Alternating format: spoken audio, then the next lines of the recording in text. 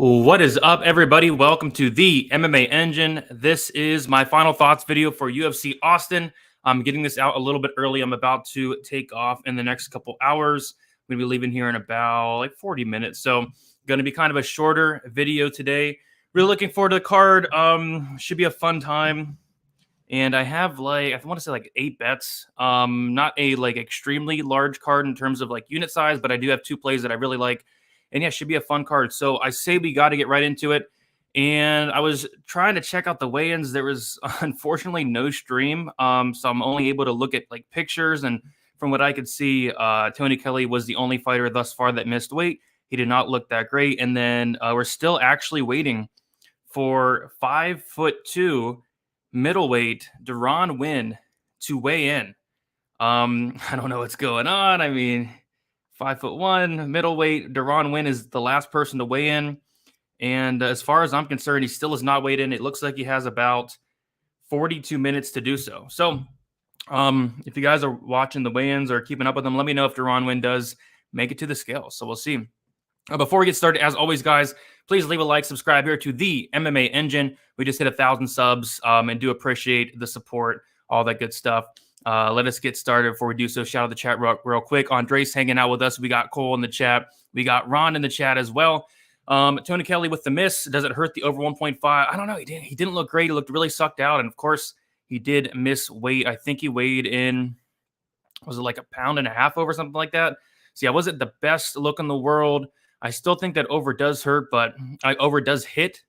But definitely not the best look in the world. Win fell into a jar of mayonnaise. I agree. Deron Winn still has not weighed in yet. We got Lou Betcha in the chat. What is up, Lou Betcha? Andre saying smash a like. I agree. And then Tyler saying, yes, sir.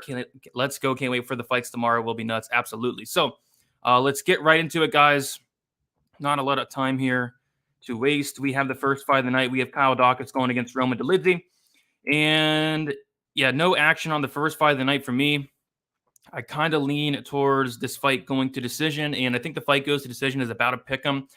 I know Uncle Weezy was talking about liking that on probability and on my live stream last night, and I agree. I think both guys are very tough. Both guys are very durable. I don't really see a knockout either side. Both guys are really good grapplers. I think the grappling kind of cancels itself out as well. I think it's a decision. I think it could be close. I think it could be sweaty, and I think it could be hairy, literally. But I do lean Daukaus. I like the volume of Daukaus. I like the cardio of Daukaus, and I'm not saying Daukaus has some phenomenal cardio, but he most definitely has better cardio than Roman Dolidze. So unless Roman Dolidze can steal this decision, he is known for stealing things. But I think Kyle Daukaus should get this done and should get this done by decision there. But yeah, no bet for me. Minus 265, it's steep. And we'll talk about a lot of these lines are very steep. A lot of these favorites are a lot really overpriced. And this is the first example of that. So Kyle Daukaus for me. As far as DraftKings, honestly, not a ton of interest in this fight. I think there are better fights at target. We have 13 other fights at target, and this is not really one that I'm running to target, whether it's DraftKings or betting. Nothing is really sticking out, but if anything, it would be that fight goes to decision around a pick 'em there. Damir weigh-in looked okay. I'll say he looked okay. He didn't look bad. He didn't look horrible. He didn't look good. I'll say he looked okay. So if you're waiting to bet Damir, I think he looked okay. I think he made weight, so that's good. That was a big talking point this week, and rightfully so. JP Bays didn't deserve that, Brady. I know he didn't deserve it. I mean, that's terrible, but he is known for all that stuff. But we'll keep moving on, guys. We have Phil Hawes going against Deron Winn, and as far as I'm concerned, 39 minutes left. Deron Winn has still not weighed in. If I'm wrong, correct me. But yeah, that's I don't know. Not good. I mean, this guy is a 5'6" middleweight.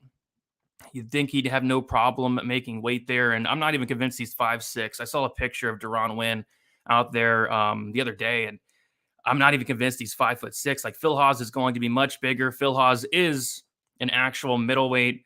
And yeah, I kind of think Phil Hawes just runs through Deron Winn. I think he does it in the very first round. I think this is a really bad matchup for Deron Winn. Deron Winn's a guy that wants to take you down. He wants to grind you. Phil Hawes, on paper, 100% takedown defense, wrestling background in his own right, very strong, very athletic. I think he stuffs the takedowns that Deron Winn keeps it on the feet. And what's going to happen on the feet? Deron Winn was getting pieced up by Gerald Meerschaert, a grappler. He was getting hurt by Gerald Meerschaert, a grappler. And then he got club and subbed by Gerald Meerschaert.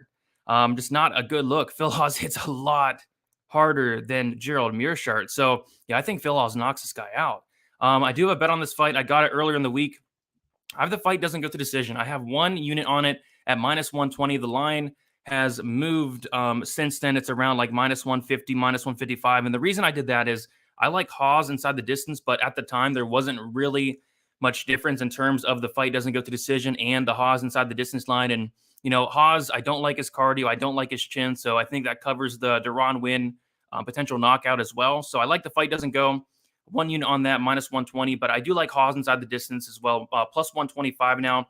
I think if you do like Phil Hawes, I think instead of laying minus 260 on a guy like Phil Hawes, who honestly I don't trust to that price tag. Again, I don't like his chin. I don't like his cardio. If this does get out of the first round, I have my concerns. Phil Hawes inside the distance plus 125 is kind of where I look at this point. But I did get in on that fight. Doesn't get the decision pretty early there, and I do like that spot. As far as DraftKings, I like this fight a lot. I think Phil Hawes has finished upside, very early finished upside as well. And I think Wynn kind of has some finished upside in his own right. But if Wynn does get it done, it probably means that he was able to take down Hawes. He was able to grind him and probably gets a lot of takedowns. So I think it's a good fight to target. But I personally think Hawes kind of runs right through this 5'6" middleweight. Has anyone else missed weight other than Kelley? Nope. Win for the last second pullout. He's every girl's best friend. Yeah, I mean, it could happen. I mean, time is ticking for one Duran win, and it's going to double check. And looks like Duran win still is not weighed in. So I couldn't imagine he misses weight. I'd be shocked, but we'll see what happens there. All right. So first bet of the night is that fight doesn't go. I have my next bet of the night here. We have Cody Stamann going against Eddie Wineland. And yeah, just checking these lines. Cody Stamann is now minus 600 on a lot of books. And I think it's more so of, you know, Eddie Wineland looks kind of washed. He looks done. He's now 38 years old, just about. Like stylistically, I think this fight's interesting because typically Eddie Wineland, very good takedown defense, very good get-up game. Eddie Wineland's a black belt and BJJ as well. Eddie Wineland in the UFC and 93% finish rate. So you got a wrestler and Cody Stamann going against Wineland, who is very good at stuffing takedowns. But at this point of their careers, I think Stamann should go out here and knock this guy out, honestly. I mean, Cody Stamann does not get a finish here. I'm convinced he will never, ever get another finish in his entire career. Like, this is the one fight. And I think that finish is very much on the table. I mean, the guy's minus 600. He's much younger. I think he's much more talented, especially at this point of his career. And on top of that, this is a massive step down for one Cody Stamann. I mean, take a look at some of the guys he has been fighting. I mean, guys like Song Yadong, he's very good. Guys like Aljamain Sterling, he's very good as well. Guys like Jimmy Rivera, who has very good takedown even in his own right. Marab's really good. Said Nurmagomedov's really good. Like, he's taking a massive step down here against Eddie Wineland, who just got knocked out by John Castaneda. So I think if Cody Stamann's going to get a finish, it's going to be in this fight. And I did take a small shot on Cody Stamann to win by knockout. A quarter unit at plus 270 on FanDuel Sportsbook, and I believe it's still there. But I didn't want to go big on it. I didn't want to go big on him inside the distance because at the end of the day, this guy is a decisionator. But my goodness, man, like, if you can't finish Eddie Wineland, I don't know what to say. He's talking about going out there and getting a finish. It's going to be there. I mean, Eddie Wineland, 0 striking defense. So if Cody lands a shot, I think he could put him out. So 0.25 units, quarter unit, small play, Stamann by KO, plus 270. I've been eyeing it all week. Decided to pull the trigger late last night. Halls by 10-second KO. Yeah, I'm with you. I think it's in the first round. What is up, JP? How you doing? If you guys have not already, please hit the like button. And I say we move on. But yeah, taking Cody Stamann there as far as DraftKings goes, maybe some takedown upside, sneaky finish upside. I don't hate some Cody Stamann at 9,500, although the price tag is up there. And then as far as Eddie Wineland, 67, probably won't get too much Wineland there. But yeah, Cody Stamann, biggest favorite on the card, and for a reason. All right, Gloria to Paula going against Maria Oliveira. Keep this one short and sweet. After looking into this fight more, I actually think DePaula is, I don't want to say safe to win because nothing is safe in a fight like this, but I do like DePaula to win. Not completely sold at all on Maria Oliveira. I don't think she's UFC caliber, and you can argue the same thing for DePaula, but I think DePaula's better everywhere. I think she's the better striker, and I think she has a clear path to victory in terms of getting the takedowns, getting control time. She did attempt 5 takedowns in her last fight against Diana Belbita. think the path to victory is right there on the table for her. And even if she doesn't go for takedowns, which I think she will, I think she can outstrike Oliveira. No props stick out. I'm not betting this fight. For DraftKings, I think Paula's kind of sneaky up there, 9,200. I think she's much better than Maria Oliveira.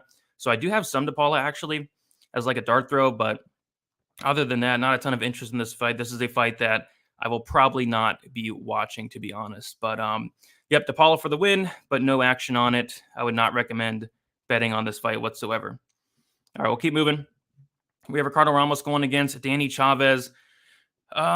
Yeah, another fight. This is one of those fights where I like the favorite Ramos. I like the fact that he's younger. He's very young. I think he's like 25, 26. He's longer, can have a height and reach advantage. He's going to throw more volume. I think he can get takedowns here. Danny Chavez, another guy I'm just not sold on. I think his cardio is bad. I think his ground game can be exploited. We saw it exploited against Jared Gordon his last fight. I think Ramos has a path to victory to get these takedowns, get some control time. And then on the feet, Chavez is just too low volume. He does look for the knockout. He does go headhunting a lot, but that's kind of to his detriment. Yeah, I think outside of like a early knockout for Chavez, I think Ramos does get this done here. Just based off of volume, doing more. Chavez, I don't like the volume out of him. So yeah, I like Ramos, but minus 265, I just don't really like anything there. Ramos by decision, I guess, is a little bit better. Chavez, very durable. Chavez is a black belt in BJJ for what it's worth. So Ramos by decision. As far as DraftKings goes, this is kind of a fight that I'm not really touching at all. I just can't get the Ramos to 9,300. And then as far as Chavez, I just can't really get there as well. So not a fight I'm overly invested in. Going to be mostly fading this one from both a betting and a DraftKings perspective as well. All right. We have 30 minutes left. Going to double check to see if Duran Win has weighed in. And I do not see Mr. Duran Win. We can double check. Yeah, no Duran Win left. And 30 minutes for Duran Win. 5-6 minutes away. We got Mills. What is up, Mills? What's good, Shady Brady, a.k.a. Steph Curry lady? I like it. What is up? How you doing? We will move on to the next fight. We have Jeremiah Wells going against Court McGee. And we have about a pick 'em here. I'm going to double check to see where the line's at currently. And then have you seen the Rodrigues weigh-in? Pretty funny. No, I have not. They didn't have a stream for the weigh-in, so I did not see it. But I was looking at like pictures and stuff, but no, I didn't see it. What was funny about it? I'm gonna double check this line here on the Court McGee fight. Court McGee, yeah, looks like minus 117 on Bet Online, minus 103 for Jeremiah Wells there. So about a pick 'em. Yeah, I'm not touching this fight. I think it's gonna be a phenomenal fight. Renzo Gracie Philly, I put a tweet out earlier this week. Like Renzo Gracie Philly, the four fighters combined are a combined 14-0 in the UFC. Guys like Pat Sabatini, guys like Sean Brady, Andre Petrosky, and of course, Jeremiah Wells here. These guys are no joke. And I think Jeremiah Wells is really good. I really do. I like the power of Jeremiah Wells. I believe he's a black belt in BJJ. This guy is very athletic, very physically strong as well. He has a lot of great things going on for him. Some things I don't like is he's not the most technical striker. Can't just go out there and wing bombs and, hey, it works. He has a ton of power, but, the more technical striker is most definitely going to be Court McGee here. And I think Court McGee could very well have success as this fight goes on as well. I think if Wells does win, honestly, it's probably a knockout, and it's probably an early knockout as well. But the problem with that is Court McGee is just so tough. 9 decision losses for Court McGee. He's only been knocked out once. So it's very hard to finish Court McGee, and that's kind of why I lean to the Court McGee side. But I don't want to completely count out Jeremiah Wells. This guy's very skilled. He has a ton of power. And would it shock me if he finished Court McGee? No. But I do lean Court McGee. I'm not betting Court McGee, though, especially at the line now. He did open up at like plus 130. So I probably would have pulled the trigger there. But as a favorite, I think I'm going to sit back and pass. If you'd like Court McGee by decision is probably the way to go, plus 150. You want to sprinkle in that third round prop on FanDuel Sportsbook. Court McGee in the third round is plus 2,900, which is insane. I might sprinkle that, honestly. But yeah, Court McGee by decision. But, Jeremiah Wells, this guy's no joke. So as far as DraftKings goes, yeah, I feel like this fight could score well. I think I'm pretty even on both sides in terms of ownership. Wells, the finish upside. Court McGee, I think he has some takedown upside, some control time upside, some volume. But it should be a fun fight. I'm more so looking forward to sitting back and watching this one. Kind of a tough fight to call. Does Hawes take this fight when Win weighs in 12 pounds over? Nah, they wouldn't let that happen unless they like moved it up to a catch weight of like 195. But we'll see what happens.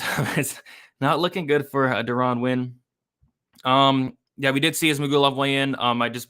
He didn't look good, but he didn't look bad. He looked, I'll say, okay.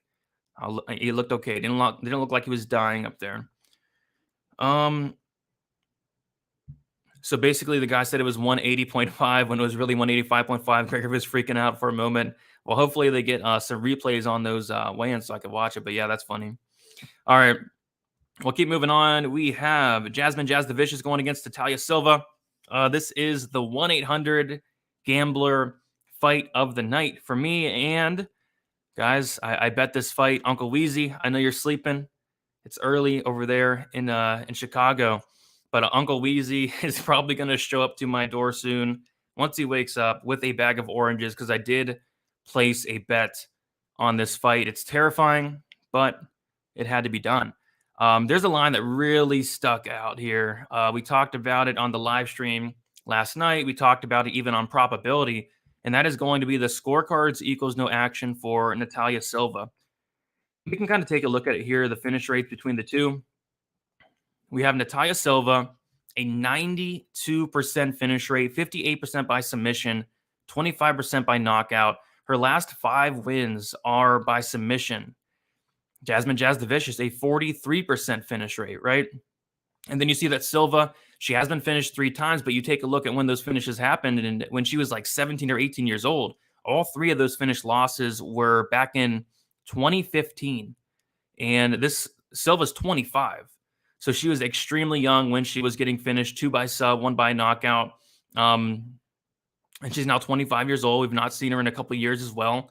I think if there is a finish in this fight, it's Natalia Silva, and it's probably an armbar from guard type situation.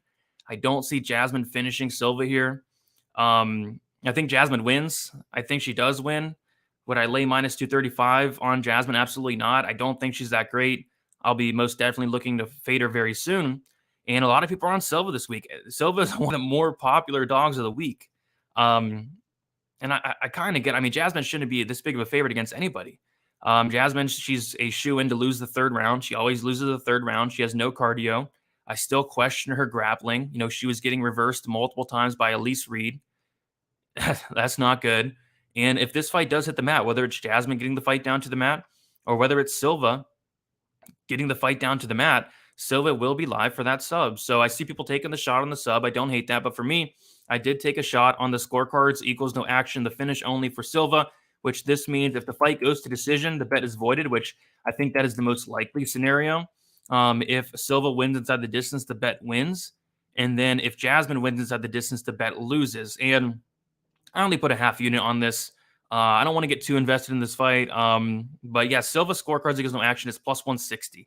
And it just makes no sense to me whatsoever. I don't really get that line at all. But yeah, put a half unit on that. Plus 160. That is on Bet Online. And usually I'd go a full unit on this one. But again, this is a fight that I don't really want to touch at all. So give me Jasmine to win probably by decision. But the bet is that scorecards equals no action. Doesn't make no sense. Vintage Duran win, absolutely. No way. Yes way. He said he'd show up to Austin, actually. Keep your head on a swivel. See any oranges run. Yeah, I mean, I'm fully expecting to get beat with a sack of oranges until Uncle Weezy juices them for betting on this fight. But hey, it's only half unit. It's a dog money. The line doesn't make sense. If Jasmine finishes her, I mean, would I be completely shocked? No. But is it likely? No, it's really not. So we'll see what happens. But yeah, did unfortunately put a bet on that fight. Do you watch PFL? Sometimes I do, yeah. But I will not be able to watch the card tonight. I believe it's tonight. All right. We have Adrian Yanez going against Tony Kelley. Tony Kelley is the only person that missed weight as of now, depending on what happens with the Duran win situation. Tony Kelley, I mean, it's hard to kind of tell because there's no stream, but he didn't look great to me. He looked very sucked out. He missed the weight, I think, by like 1.5 pounds. So that's not the best look in the world. Yeah, I like Yanez here. The line has been coming down all week. Yanez was like close to like minus 400. I'll double check like early in the week last week. He was a big favorite, and he's only minus 255 now. Yeah, he was minus 350. He opened up around like minus 400, just about. He's now minus 255 now on Bet Online, which is the best price out there for Adrian Yanez. And yeah, I think Yanez does win this fight. But yeah, this line should be coming down a little bit. I mean, this is going to be a competitive fight here. A play that I really like is that over 1.5. Did not mind that fight starts round 2 as well, but that's been smashed overnight, it looks like. But I did not mind that fight starts rounds 2 as a parlay piece. Over 1.5 is solid as well. It's around minus 190, minus 200. Yeah, Tony Kelley at the weigh-in. It was not the best look in the world, but I think this still has potential to get extended here. Adrian Yanez is a very slow starter. I guess one thing I don't like about Kelley is he's very durable, but he's very hittable. I think he's like a 45% striking defense, and Yanez does crack. Maybe the weight cut does affect Yanez here, or maybe affect Kelley here. Maybe Yanez does catch him. Could happen. But yeah, I actually don't have a bet on this fight. I don't. I was looking at parlaying the over 1.5 where the fight starts round 2 with something, but there's a lot of big favorites on this card, but there's just nothing I'd really feel comfortable with parlaying. Like, do I want to lay minus 260 on Phil Haas? No. Do I want to lay minus 260 on Kyle Dawkins? No. Do I want to lay minus 600 on Cody Stamann? No. Do I want to lay minus 300 on Gloria Paula? Absolutely not. Do I want to lay minus 260 on Ricardo Ramos? No. Do I want to lay minus 235 on Jasmine Jasudavicius? No. Minus 300 on Yanez? No, I don't. There's like no parlay pieces that stick out.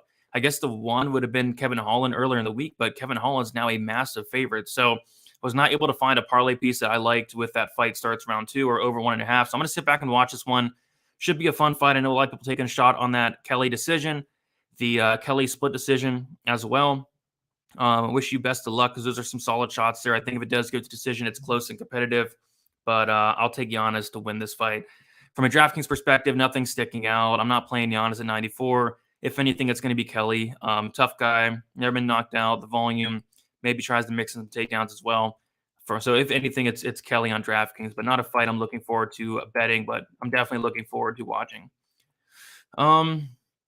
See if we got anything. One of my big bettors put a lot of money on Kelley. Now Yanez is only minus 245. Yep.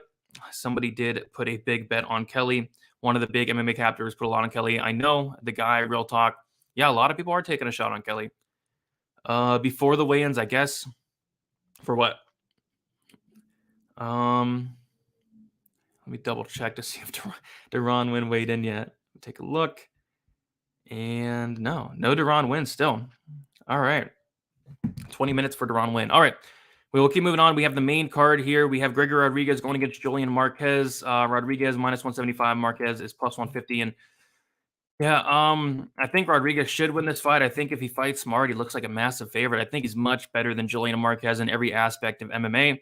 I think he has a clear path to victory in terms of getting the takedowns, getting control time. We saw Maki Pitolo go out there and just ragdoll Julian Marquez for 2.5 rounds up until he gassed, and then Marquez did finish him.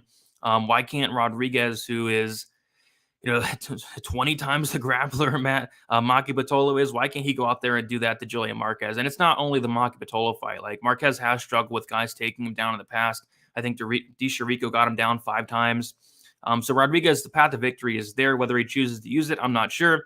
On the feet, I do favor Rodrigues as well. I think he's the much better striker. I think Marquez is very hittable, relies on his chin, and rightfully so. This guy has a chin on him, but Rodrigues should be the minute winner in every aspect of this fight. The problem is for Rodrigues, and why I can't lay this price tag, is a couple of reasons. I question the fight IQ. He didn't shoot one takedown in that Petrosian fight in the first round. I did not like that. Another thing I did not like is his chin. He's been hurt multiple times. He's been wobbled. He's been knocked out twice. And, I think in terms of durability, that's kind of where I'd favor Marquez. I'd give the durability edge to Marquez. And if Rodrigues goes out there and stands and bangs with Marquez, it could get sketchy. It definitely could. So, yeah, I like Rodrigues, but I have a feeling he's going to go out there and stand and bang with Marquez. And if he does that, it could get extremely, extremely sketchy for one. Greg Rodrigues, especially as a favorite here. So I can't bet on this fight. I can't trust Rodrigues. I can't trust his chin. I can't trust his fight IQ. And I can't trust his cardio. So I cannot bet Gregory Rodrigues. Do I think he wins? Yeah, I do. But I just can't get there from a betting perspective.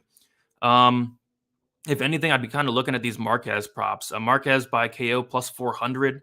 I think I saw like a plus 475 for Marquez by KO. Because like I said, if Rodrigues wants to go out there and stand and bang with Marquez, it may not end so well. So yeah, the pick's Rodrigues, but you can't trust Rodrigues to go out there and fight a smart game plan. I don't think so. As far as DraftKings goes, Rodrigues, if he fights smart, if he goes for takedowns, 8,500, I think he should put up a big score. Marquez, if he wins, it's probably some type of finish there. So yeah, I don't mind this fight for DraftKings. Good thing for Marquez, he closes fights better than he closed with Miley. Absolutely, he does close very strong.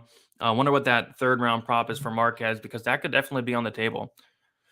All right, we'll keep moving on. We have Damir Ismagulov going against Guram, Kutateladze, and we currently have Damir is minus 170 and Guram is plus 145. And yeah, this kind of sucks. So missed the line on Ismagulov here. He's sitting at minus 148 for a while. Sitting there for like a day at minus 148. So missed out on it. And the reason I missed out on it was because I needed to see the weigh-ins. I saw the weigh-ins. Again, he didn't look great. He didn't look bad. He looked fine. But it kind of sucks I missed that line.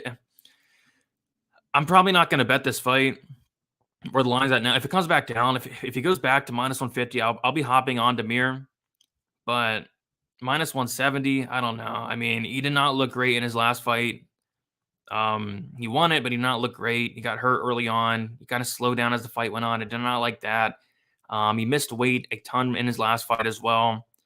And, Guram's a really good fighter. He's no joke. I just think that Damir is going to be better everywhere. I think Damir is going to be landing more strikes. Guram is extremely low volume. I think the harder shots absolutely come from Guram, and maybe Guram is able to put him out. But, Damir is no joke. This guy's 23-1. And, I think people are really forgetting how good Damir is.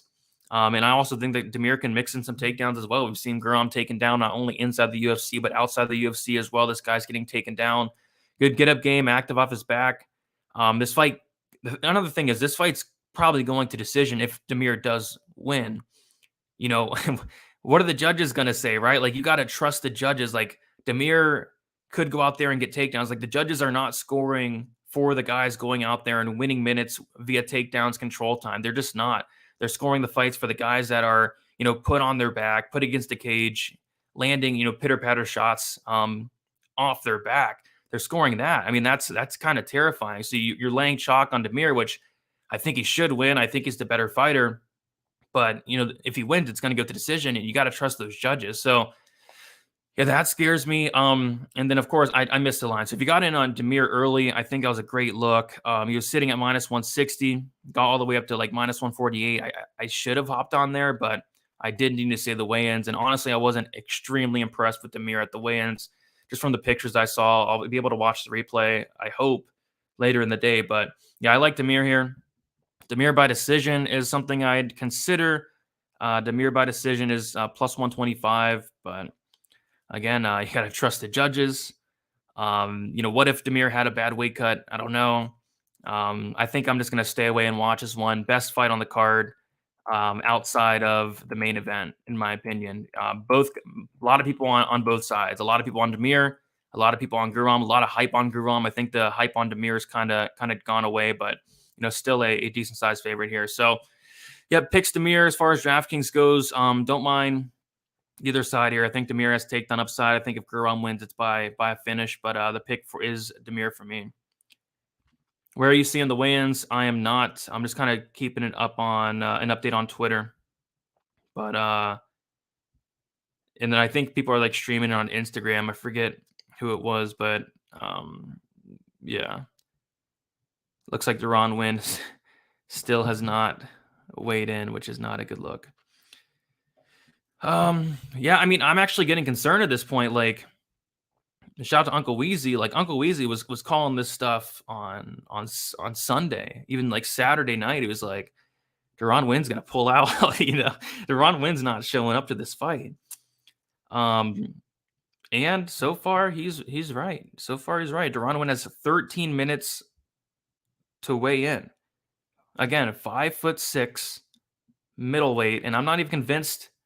I'm not even convinced he's 5'6". I mean, go check out the picture I posted on Twitter. I mean, that does not look like a 5'6" fighter to me. I thought, more so 5'2", maybe 4'11", but you have 13 minutes for Duran Win to weigh in. We'll see. We'll see if he gets there. I want to see that fight. I do. I mean, I've been wanting to see that fight. This fight was supposed to happen like multiple occasions, so we'll see what happens. Next fight we have Albert Duraev going against Joaquin Buckley, and this is one we talked about on this one on probability, and we really liked the Tony Kelley weighed in at 137.5, so did miss weight by 1.5 pounds there.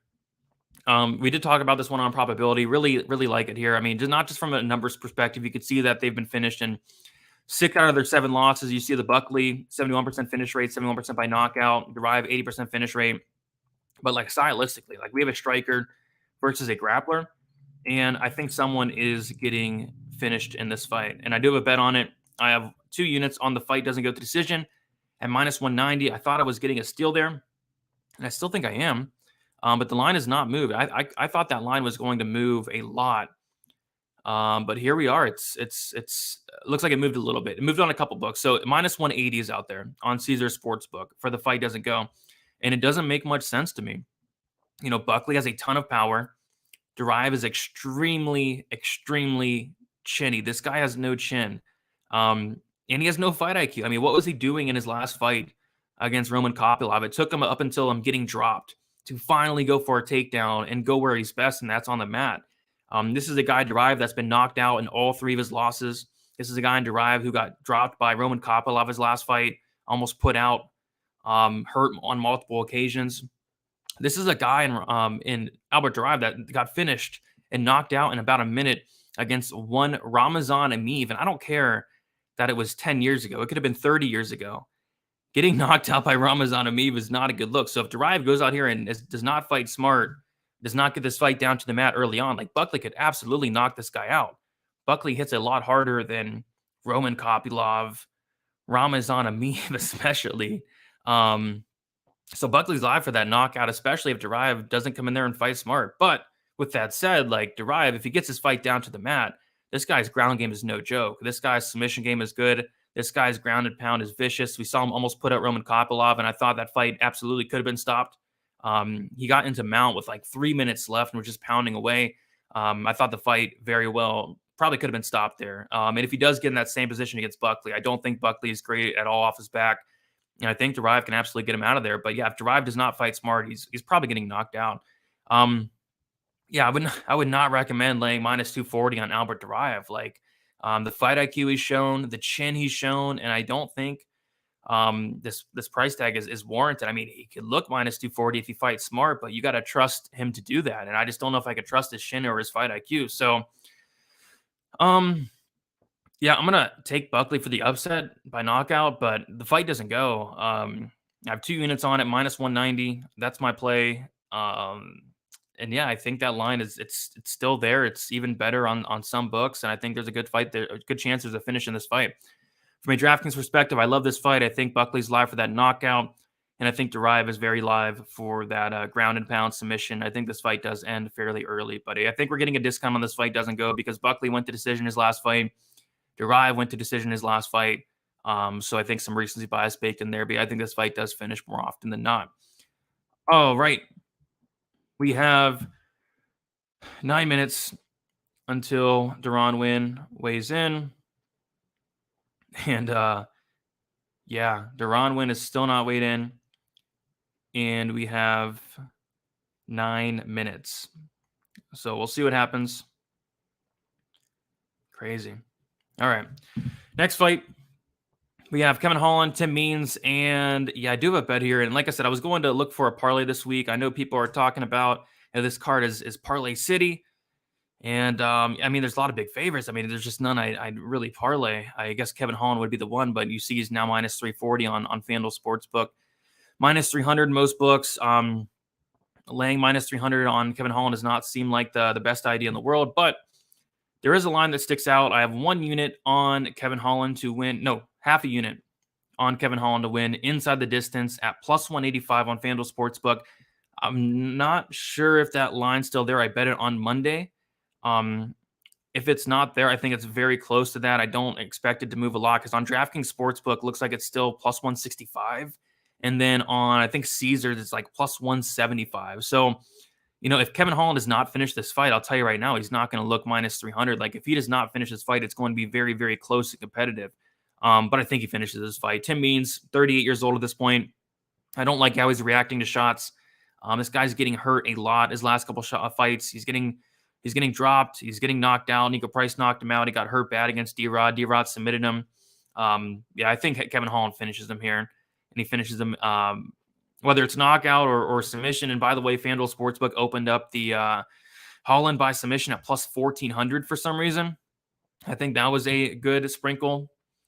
But I like Kevin Holland inside the distance here. And it looks like Deron Winn did weigh in. And he weighed in at 186 with the box, so he did make weight. Shout out to Ron Wynn. He actually showed up to the fight. Doesn't look amazing, but glad Deron Wynn made it. So it looks like, he doesn't look good. I'm gonna post this. But yeah, looks like everybody weighed in, and everybody made weight besides Tony Kelley. Tony Kelley did come in over 1.5 pounds over. All right. So Deron Wynn does weigh in. But yeah, I like Kevin Holland here. I think Kevin Holland finishes. To me, it's from a DraftKings perspective, Kevin Holland seems like one of the best value plays on the slate, considering he's at this point the second biggest favorite on the card, and he's 8,900. So, yep, give me Kevin Holland to win. Give me Kevin Holland inside the distance, half a unit plus 185, and that line is still out there as far as I'm concerned. And his inside the distance line at plus money, I don't think you can go wrong with that. Now we have Donald Cerrone going against Joe Lauzon. 2 fights left. And I do have a bet here as well. Let's see. I have 2 units on the fight. Doesn't go to decision. Minus 182. I put a unit on it, I think, like Monday, and then I added a unit on it, I think, the next day after talking through it some more. I really like the fight doesn't go here. And I did have a bet on the fight doesn't go last time it was booked a month ago for the same reasons. And I also last night, I did add Joe Lauzon to win in round 1, plus 650, and then put a quarter unit on that. I think both guys are obviously checked out. I question whether either guy wants to be here, especially Donald Cerrone. Joe Lauzon is going to go in there like he always does. He's going to go out there and try to look for that early finish. And Donald Cerrone being a slow starter, Donald Cerrone, again, I question whether he wants to be in there. I question whether he wants to fight. I think Joe Lauzon's very live to finish him early on. If he does, he does. If he doesn't, I think Donald Cerrone's the much better fighter, much better striker. And I think he does eventually knock out Joe Lauzon late first round, early second. I don't think Lauzon has the gas tank to go a full, hard 3 rounds. We saw him get dropped and finished by Clay Guida, who doesn't finish anybody. We saw him get, he quit on the stool against Chris Grutzmacher. Donald Cerrone should knock this guy out as the fight goes on. But Joe Lauzon's going to come out there fast. He's going to come out there strong. Cerrone, I could see him looking for the door. I really could. I don't think he wants to be here. And really, you could say that about either guy. But I think that Joe Lauzon first round prop is a good look this week. Good sprinkle. Don't go crazy on it. I think he loses, but this guy's plus 135, and I think his win condition is that first round. So 2 units on the fight doesn't go, minus 182. And then I think that line has moved. Yeah, minus 215 still on BetOnline. I still like that. The fight won't start round 3. It looks like it's minus 125 on FanDuel. That was minus 112 last night. I think violence props are the way to go. And then a sprinkle on that Joe Lauzon first round. I know people are taking a shot on that Joe Lauzon by first round KO, which is plus 950. I think KO is probably most likely. I would not completely rule out the sub. But yeah, Joe Lauzon round 1. Looks like it's plus 600 on FanDuel Sportsbook. I think that's not a terrible sprinkle. And as far as this fight goes on DraftKings, I think this fight is borderline, like must target, just the way Joe Lauzon fights. Cerrone looked horrible at weigh-ins. He didn't look great, but I was kind of worried if he wouldn't even make weight. So he made weight. He was able to make weight there.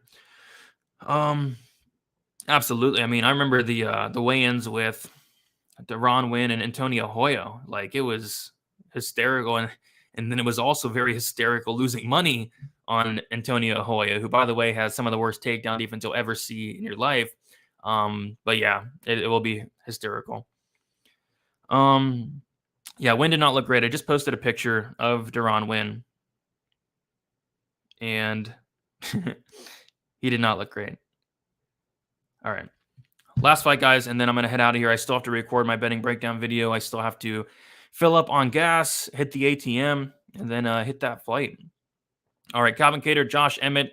Yeah, I like Calvin Kattar here a decent amount. I guess the one concern is that power of Josh Emmett. Josh Emmett, since moving to a featherweight, this guy has 11 knockdowns in his last 7 fights. I mean, this guy has at least 1 knockdown in his last 7 fights. His power is no joke. Calvin Kattar, very hittable, willing to eat shots. Calvin Kattar never been dropped, never been knocked down, never been knocked out.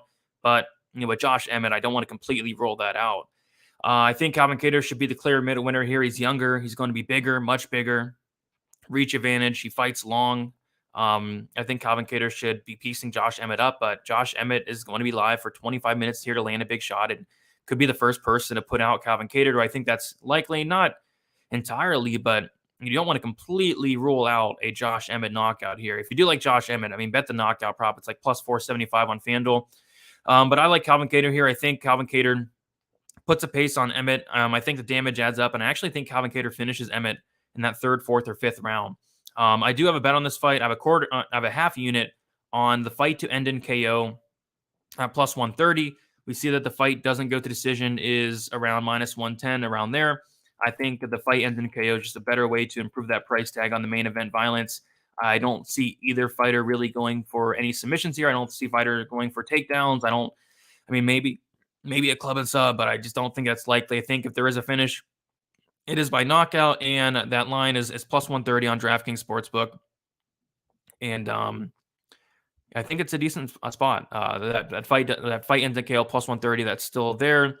I saw people taking shots on that Calvin Kattar 3, 4, 5 sprinkles. I don't hate that. Calvin Kattar 4-5 decision was another spot that kind of stuck out. But yeah, I think the damage is going to add up. I think he eventually gets Josh Emmett out of there. But my goodness, like Emmett's going to be live at any point for a knockout. I think both guys will. Both guys hit extremely hard. Both guys are willing to eat shots. They're just going to stand and bang for 25 minutes. I think violence at plus money is not the worst look in the world. We talked about it on probability. These main event fights for the division, they finished about 57%, which is, so you're getting value. You're getting value on that plus money line there. So I do like a half unit shot on that fight ends in KO there. Win did not look great. What is up, F Gorilla? How you doing? Yeah. I don't know what was going on there. Maybe just a bad picture, bad moment. But guys, I'm gonna head out of here. Thank you guys so much for watching. I'll recap my bets real quick, and then my betting breakdown video will be out in the next 30 minutes. 2 units on the fight doesn't go for Cerrone Lauzon. Quarter unit sprinkle on Lauzon wins in round 1 plus 650. Duran Win, Phil Haas fight doesn't go to decision, minus 121 unit. I think Phil Haas inside the distance at this point is probably the better look. Calvin Kattar, Josh Emmett fight ends in KO, half a unit plus 130. Holland inside the distance, half a unit plus 185. 2 units on the Buckley Duraev fight doesn't go, minus 190. Sorry, Uncle Weezy, but a half a unit on the Natalia Silva scorecard, the Eagles no action, plus 160. And then Cody Stamann quarter unit wins by KO. That's about it, guys. I got to run. Thank you all for hanging out. Leave a like on your way out. Subscribe here to the MMA Engine, and we'll talk to you guys very soon. Best of luck for UFC Austin. See you guys.